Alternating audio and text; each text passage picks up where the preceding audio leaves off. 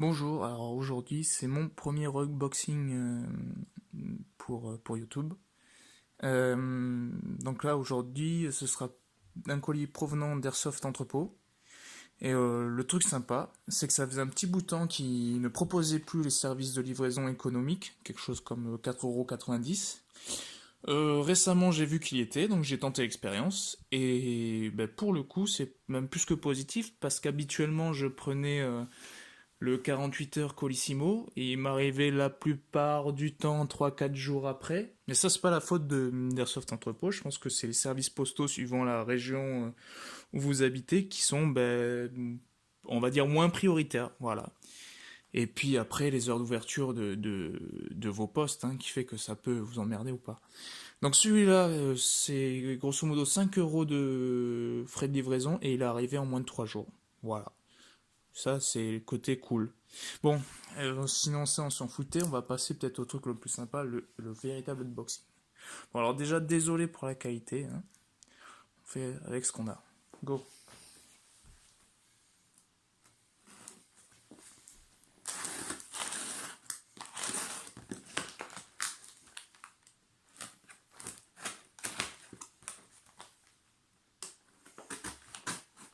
Il y a des trucs sous-coupés aussi.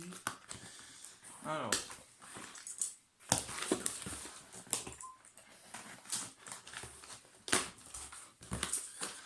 Ça fera un carton vide de plus dans ma collection de cartons vides en provenance d'Airsoft Entrepôt. Bon, j'en profite pour les remercier, hein. Ils font toujours du bon boulot. Le traditionnel packaging, avec la petite lettre qui va bien. Alors,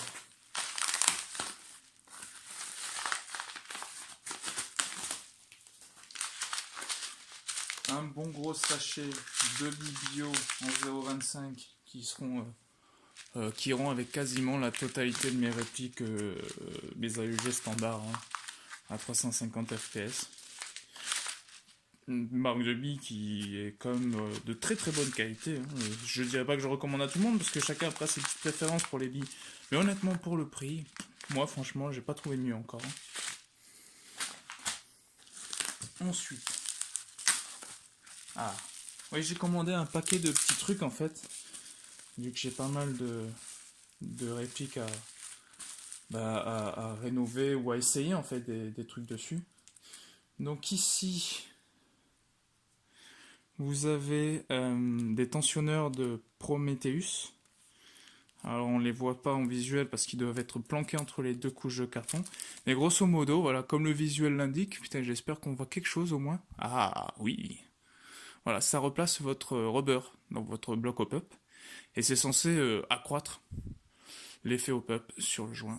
Donc pour gagner un petit peu en portée. J'ouvrirai ça dans des prochaines vidéos, déjà c'est juste pour vous montrer les articles. Ensuite, oh, qu'est-ce que c'est? J'ai un peu perdu le fil de ce que j'avais commandé. Un joint guarder transparent. Donc si vous voulez, c'est quelqu'un qui me l'a conseillé pour une de mes répliques que j'essaye d'améliorer, un anti-snipe, enfin un DMR pour pas faire chier tout le monde. Hop là.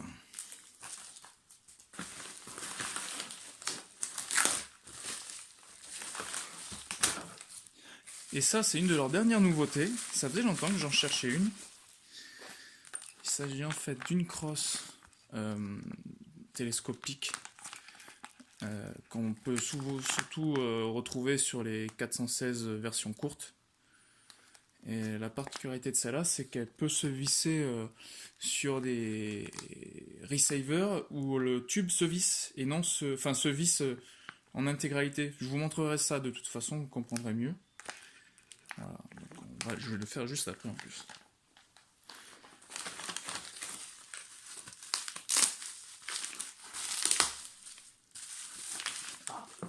Alors, un petit silencieux FMA. Ce qui est cool, c'est que ceux-là ont les deux pas de vis, un 14 mm positif et un 14 mm inversé, ce qui fait que c'est relativement universel. Voilà. Que toutes les AEG sont dans ce standard-là maintenant, en plus ou en moins. Et si je dis pas de bêtises, je vais essayer de vérifier ça devant vous. Voilà. Normalement, il est déjà insonorisé. Normalement. Voilà. C'est le cas. Donc on a quand même des produits déjà jouables, surtout sur des GBB. Ça, à la base, ça ira sur mon MK23. Puisque c'est un MK23 d'occasion et le silencieux, il n'y était pas dans la vente. Et comme j'ai changé le canon pour un canon un peu plus long, celui-ci sera plus adapté. Et en tout cas, il sera pour le coup très très très efficace. Ensuite, pareil, encore une des nouveautés proposées par la gamme ATM, la fameuse batterie au standard AEP. Comme vous pouvez voir, alors excusez-moi encore une fois pour la qualité. Hein. Vous voyez l'embout? Ça se branche directement à la place des MI/MH 7V4 de vos pistolets AEP. Hein. Donc, normalement, elle est compatible qu'avec les AEP. Donc tout ce qui est MP7, Mach 11, Scorpion, 9, ça marchera pas. Qu'est-ce que j'ai commandé d'autre? Qu'est-ce que c'est que celui-là? Oui, le Modify Flat et bâton Ryosoku. Désolé, le japonais, ça fait une paire d'années que je ne l'ai pas pratiqué.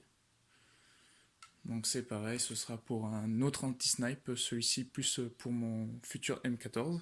Je prévois des pièces un peu en avance. Et je pense que ça quand même c'est le dernier article, hein. J'en ai commandé pas mal. Titre d'info, la facture, il y a 3 chiffres. Je vais pas dégoûter certains, mais voilà. Airsoft Artisan, oui, alors celui-là. Alors, j'en ferai une vidéo un petit peu plus poussée, surtout pour les possesseurs de AKEL, car il n'y a pas beaucoup d'adapteurs, voilà, il n'y a pas énormément d'adapteurs Cross M4, et je voulais voir si celui-là, il y avait moyen de le rendre 100% compatible. En tout cas, normalement, sur les bases LCT et GHK, il n'y a aucun souci. La différence, en fait, ce sont les cotations pour les possesseurs de EL. Il faudra sûrement rajouter une petite rondelle à une des deux extrémités ici du passage de goupille pour optimiser la fixation, pour pas qu'il y ait trop de jeu. Voilà. De toute façon, je ferai des vidéos détaillées de chacune des pièces, une à une, pour montrer un petit peu voilà, le montage ou l'efficacité, ou pour ceux qui se poseraient des questions sur leur compatibilité. Voilà, je pense à présent que le petit unboxing est fini. Ouais, c'est fini. Et à la prochaine.